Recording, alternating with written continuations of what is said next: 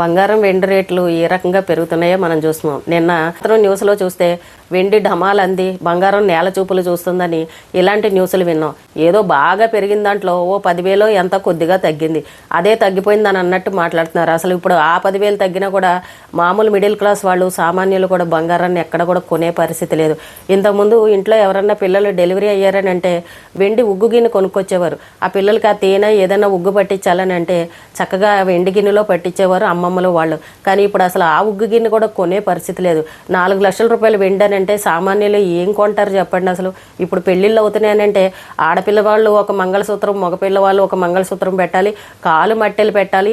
అసలు ఇవి కొనే పరిస్థితి కూడా మా దగ్గర లేదు. ఏదో కూలి పని చేసుకుని బతికే వాళ్ళం ఇంతంత పెట్టి పెళ్ళిళ్ళు ఎలా చేయాలని మాట్లాడుతున్నారు.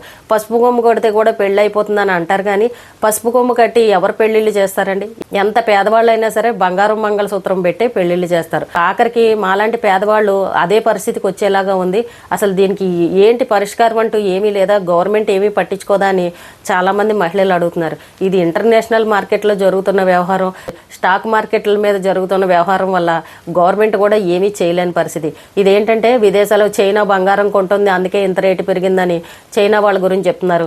అలాగే వెండేమో కంపెనీలు వాళ్ళందరూ కొంటున్నారు, అందుకే వెండి రేటు ఎంత పెరిగింది, ఇంకా భవిష్యత్తులో కూడా ఇంకా ఎక్కువ పెరగచ్చు, 6 లక్షల దాకా వెళుతుంది వెండి అని ఇలా కొంతమంది చెప్పడం. రాబోయే రోజుల్లో వెండి బంగారం రేట్లు బాగా తగ్గిపోతే మీరెవరూ కొనకండి అని కొంతమంది చెప్పడం. ఇలా ఎవరికి నచ్చినట్టు వాళ్ళు రకరకాలుగా వాళ్ళ ఆలోచనలు బట్టి చెప్పేస్తున్నారు. కానీ రోజు రోజుకి పెరుగుతోంది తప్ప ఎక్కడా కూడా తగ్గట్లేదు. అందరూ మిడిల్ క్లాస్ వాళ్ళు, సామాన్యులు ఏంటంటే ఇంకా తగ్గుతుందేమో, తగ్గినప్పుడే తీసుకుందాం, ఇంత రేటు పెట్టి ఇప్పుడు ఎందుకు కొనడం, అనవసరంగా లాస్ అయిపోతామని ఈ రకంగా ఆలోచించే వాళ్ళు కూడా ఉన్నారు. కానీ పెళ్లి ముహూర్తాలు అయితే ఆపుకోలేం కదా, ఇంకా వచ్చే నెలలో పెళ్ళిళ్ళు ఉన్నాయి. మరి పెళ్ళి అని అనగానే ఖచ్చితంగా ఎంతో కొంత బంగారాలు పెట్టాలి. పెద్ద పెద్ద హారాలు, నగలు అలాంటివి మానేసుకున్నా కానీ అబ్బాయికి ఒక ఉంగరం, ఒక చైను, అమ్మాయికి మెళ్ళో తాడు, నల్లపూసలు ఇలాంటివి చిన్న చిన్నవన్నా కొనాల్సిన పరిస్థితే. ఖచ్చితంగా కొంటారు కూడా, కానీ ఇప్పుడున్న రేట్లో ఆ మాత్రం కూడా కొనే పరిస్థితి లేదు. వచ్చే నెలలో పెళ్ళిళ్ళు ఉన్న వాళ్ళు అయితే గుండెల్లో దడదడలు ఆడుతున్నాయి అనమాట.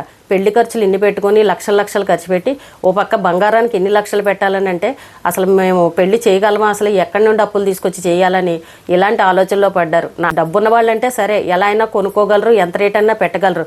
మిడిల్ క్లాస్ వాళ్ళు, పేదవాళ్ళు, ఇంక ఇలాంటి వాళ్ళు ఏం చేయాలంటే బంగారం జోలికి అస్సలు వెళ్ళకూడదు. ఇంకా ఒకవేళ పెడతామని మీరు ఒప్పుకున్నా మేము తర్వాత పెడతాం బాబు, బయట మార్కెట్లో బంగారం రేట్ ఎలా ఉందో చూస్తున్నారు కదా, కొంచెం బంగారం మాత్రం అడగండి, పెళ్లి సింపుల్గా చేసుకుందాము, ఆ మంగళసూత్రం, ఆ మట్టెలు ఏమున్నాయో అవే చేయించి పెడతాము, అంతవరకే మేము చేయగలమని ఇలా మాట్లాడుకుని చక్కగా సింపుల్గా పెళ్ళిళ్ళు చేసుకోవడం బెటర్.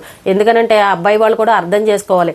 మీరు పెడతానన్నారు, ఎందుకు పెట్టలేదు, మీరు ఆ రోజున మాట ఇచ్చారు, మీరు ఎంత రేటు ఉన్నా సరే ఇప్పుడే పెట్టేయండి, తర్వాత మీరు పెడతానన్నా మీరు పెట్టలేరని ఇలా వేధించే వాళ్ళు కూడా ఉంటారు. కానీ అబ్బాయి తల్లిదండ్రులు కూడా కొంచెం అర్థం చేసుకోండి. ఎందుకంటే బయట బంగారం రేటు ఇంత ఎక్కువగా ఉంది కదా, వాళ్ళు కూడా ఎక్కడి నుండి తీసుకొస్తారు, ఇటు పెళ్లి ఖర్చులు, ఇటు బంగారం కొనడం అని అంటే బడ్జెట్ చాలా అవుతుందని బంగారం విషయాన్ని పక్కన పెట్టి ఇంపార్టెంట్ ఏవైతే ఉన్నాయో అవన్నీ చూసుకుని చక్కగా సింపుల్గా పెళ్ళిళ్ళు చేసుకోండి. ఒకవేళ భవిష్యత్తులో ఏమన్నా బంగారం రేటు తగ్గిందనుకోండి, అప్పుడు వాళ్ళే పెడతారు. ఇలాంటివి కూడా అర్థం చేసుకుని బంగారం కోసం పెళ్ళిని ఆపుకోకుండా చక్కగా పెళ్ళిళ్ళు చేసుకోండి. ఇప్పుడు అందరూ కూడా అర్థం చేసుకోవాలి, రేపు మన ఇంట్లో ఆడపిల్లలు ఉంటే మన పరిస్థితి కూడా ఇంతే కదా, మరి ఆడపిల్లలు ఉన్న వాళ్ళ పరిస్థితి ఏంటని ఇలా కూడా ఆలోచించండి. బంగారం తగ్గుతుందేమో కొందామని ఎదురు చూసిన వాళ్ళు కూడా ఉన్నారు. కొంతమంది ఆల్రెడీ ముందే కొనిపెట్టిన వాళ్ళు ఉన్నారు. బేగంపేట బంగారం షాపుల దగ్గర లైన్ కట్టిన వాళ్ళని కూడా చూసాం.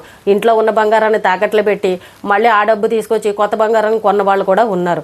కానీ పాపం అప్పటికప్పుడు కొని పెట్టే వాళ్ళు ఉంటారు చూసారా, అలాంటి వాళ్ళకే ఇబ్బంది కలుగుతుంది. కాబట్టి మగపిల్లల తల్లిదండ్రులు కూడా, అబ్బాయిలు కూడా కొంచెం ఆలోచించి ఆడపిల్లల తల్లిదండ్రులు మాత్రం ఇబ్బంది పెట్టకండి, గొడవలు పెట్టకండి, చక్కగా పెళ్ళిళ్ళు సింపుల్గా చేసుకోండి.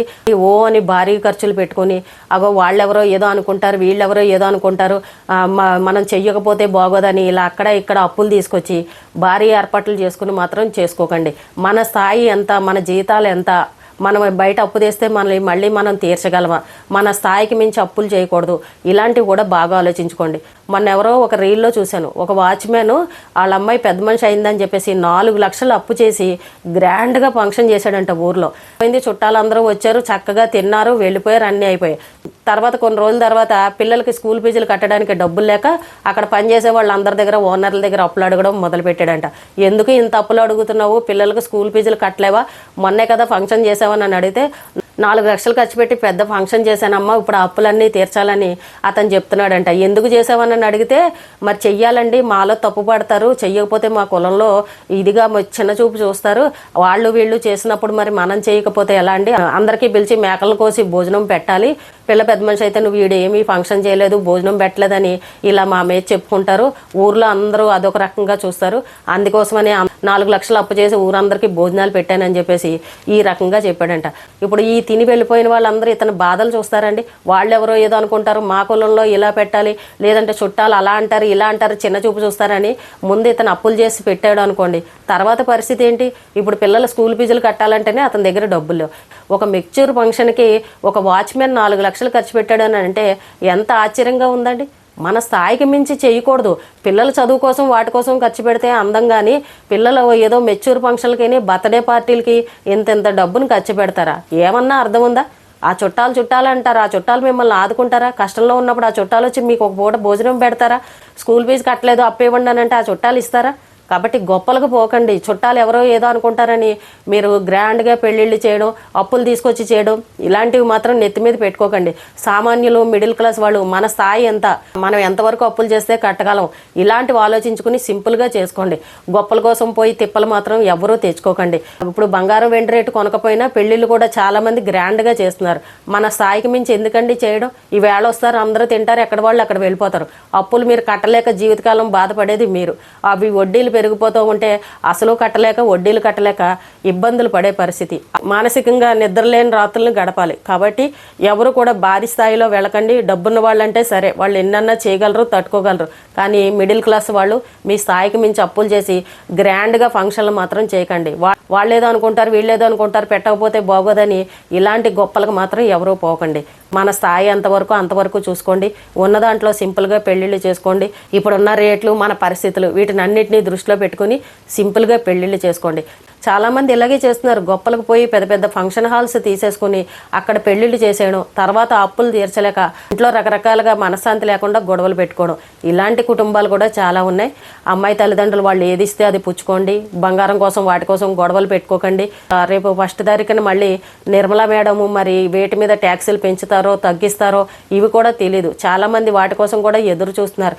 బంగారం రేటు ఏమన్నా తగ్గుతుందేమో, బంగారం పైన ఏమన్నా సుంకాలు, ట్యాక్సులు ఇలాంటివి ఏమన్నా మార్పులు కనుక వస్తాయేమో, అప్పుడు బంగారం రేటు తగ్గుతుందేమోనని అందరూ కూడా ఎదురు చూస్తున్నారు.